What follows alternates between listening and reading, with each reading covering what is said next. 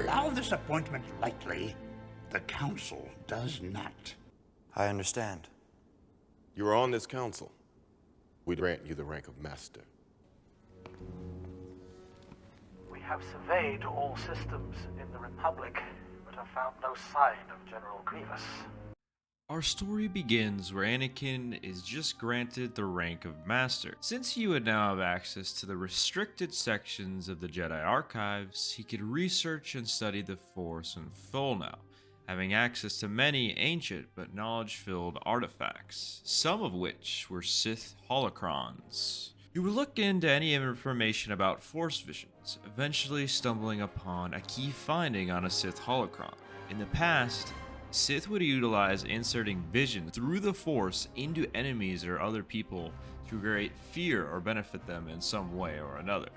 The Sith of the Old Republic would do this to create fear and help them in battles against the Jedi, similar but opposite to that of Jedi battle meditation. This is where Anakin would begin to suspect that his wife Padme was not actually in trouble, but rather the Sith were behind his visions.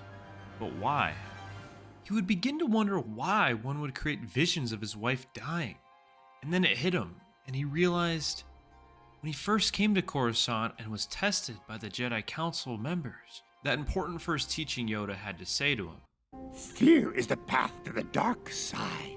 Fear leads to anger. Anger leads to hate. Hate leads to suffering. He concluded that somebody was trying to use his fear to turn him to the dark side. Anakin delved deeper into his research within the restricted archives. The revelation about Sith manipulation of visions shook him to his core. His mind swirled with questions, doubts, and a growing sense of unease. How long had he been a pawn in someone else's game? Yet amidst this uncertainty, there was a glimmer of clarity.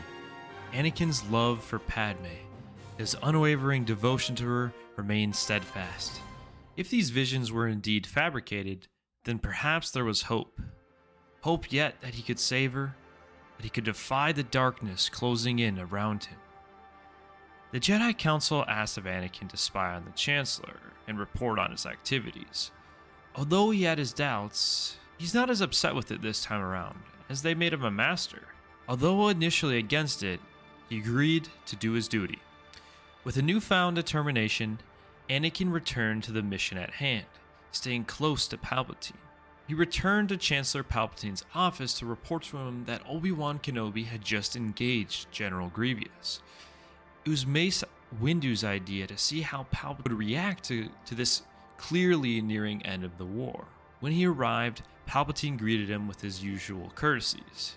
This time, compared to the movie, Palpatine would not be able to manipulate Anakin further against the Council for making him a master, as he was in fact made a master this time around. Palpatine instead began to talk about how the Council still feared him and about the ways of the Force. Anakin sensed a sort of deception lurking beneath the Chancellor's words. As they spoke, Anakin's suspicions grew. Palpatine would then reveal the fact that his mentor had taught him about even the dark side. Study all its aspects, not just the dogmatic narrow view of the Jedi. Palpatine would then continue to talk about how only through him he could become a powerful Force user. And then, the big reveal occurred. Learn to know the dark side of the Force, and you will be able to save your wife from certain death. It was here where it all came together for Anakin. Palpatine was the one creating the visions in his head.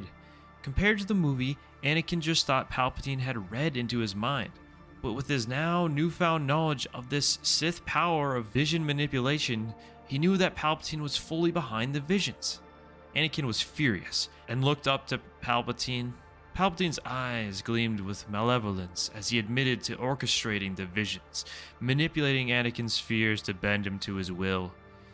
Anger surged within Anakin, but this time, it was tempered by his understanding. He saw now that Palpatine had preyed upon his vulnerabilities, exploiting his love for Padme to further his own agenda.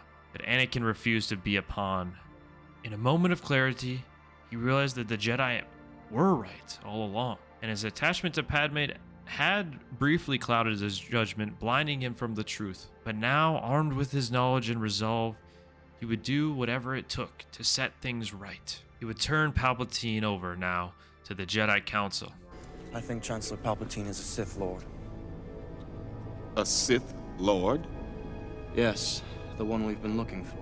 The resulting scenes would be more or less similar to the movie, with Mace Windu and the rest of the Masters going to confront Palpatine. This time, though, Anakin would be brought along, as the Jedi trusted him more. I mean, they made him a master. Palpatine would quickly dispatch of Kit Fisto and the other weaker Jedi Masters, utilizing his Force Scream followed up by Force Speed. An epic duel would ensue now between Windu and Anakin versus Palpatine. In the fight, Palpatine would be trying at full power this time compared to the movie, as his life was on the line. In the movie, it appeared he purposely lost to Windu and to help aid in turning Anakin, as that was part of his plan, but that was not the case here. He was on the defensive versus Windu and Anakin now. Anakin's anger was swelling, furious that Palpatine was the Sith Lord and betrayed him so greatly. Palpatine would use this to his benefit. When an opening presented itself, he would cut off Windu's saber in his hand and send a wave of Force lightning, pushing Windu back to the end of the office. Now it was just Palpatine versus Anakin. Good, Anakin, good. Use your anger. It makes you stronger. How could you do this? I trusted you. Anakin would reply furiously. Anakin's eyes would glisten Sith yellow for half a second when their blades intersected, until Windu would disrupt this duel with a barrage of his own powerful Force push with his one good hand remaining, sending Palpatine flying to the end of the wall, knocking him unconscious. Windu would move to finish him off, but Palpatine would strike with Force lightning at unlimited power. Windu could not deflect all of the lightning at full power and was sure to die. With a swift motion, Anakin intervened, deflecting the lightning away from Windu and back at Palpatine.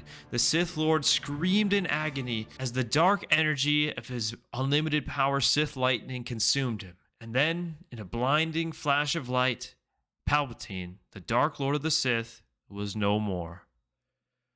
For a moment, there was silence.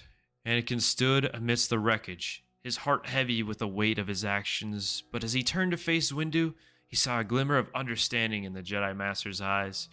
"You've done what you needed to do, young Skywalker," Windu said solemnly, "but the path ahead will not be easy. The darkness will always seek to consume us, but it is our choices that define us." Anakin nodded, his resolve strengthened by Windu's words. He knew that his journey was far from over, and that the shadows of his past would continue to haunt him. But as he looked to the future, he found hope amidst the darkness. With Padme by his side and the Force as his guide, Anakin Skywalker would rise from the ashes of his former self, a beacon of light in a galaxy consumed by the Clone Wars and full of despair. New challenges would arise for him, as Jedi were still forbidden to love, but with the Jedi Council's newfound trust they had in Anakin, a compromise for Anakin's love and Padme's was sure to be found. The Jedi Council was surprisingly more understanding than Anakin had imagined when he came forward with the confession of his marriage to the senator from Naboo. Obi-Wan returned from his battle with General Grievous, and he caught up with the situation with the Chancellor of old. The Jedi Council would oversee the Senate as they transitioned through this troubled time without a Chancellor. Order 66 would never ended up happening, and Obi-Wan and Anakin would lead the clones and the rest of the Republic to finish the Clone Wars once and for all. The final battle would take place at Mandalore, where Anakin would get a surprise reunion with an old friend in Snips. Maul and his insurgents would be defeated, and all remaining battle droids across the galaxy would be shut down, and the galaxy would be declared at peace. A new Chancellor, Bail Organa of Alderaan, would be elected, ushering a new era of peace throughout the galaxy.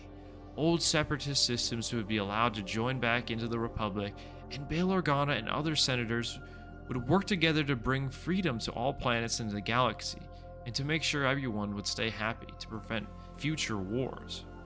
Senator Chuchi would seek to make programs for the retired clone soldiers of the Republic. They would be given generous pensions and other support, much deserved for their services to the Republic. Padme would have the twins, Luke and Leia. The Force-sensitive kids would be trained at the Jedi Temple to follow in their father's footsteps in becoming a Jedi. Luke's master would be none other than the now older Obi-Wan Kenobi, and Leia's master would end up being Jedi Master Ahsoka Tano. Anakin was on a mission of his own in the years following the end of the Clone Wars. After completing all the training he could from the other Jedi Masters and archives, and spending a few years to raise Leia and Luke with his wife Padme, he set out on a mission of his own, a goal he set for himself, in the presence of the first Jedi he ever interacted with, Jedi Master Qui-Gon Jinn. Anakin would go on to be the first star pilot to visit every planet in the known galaxy, and in that time, Anakin would discover signs of new potential threats to the galaxy.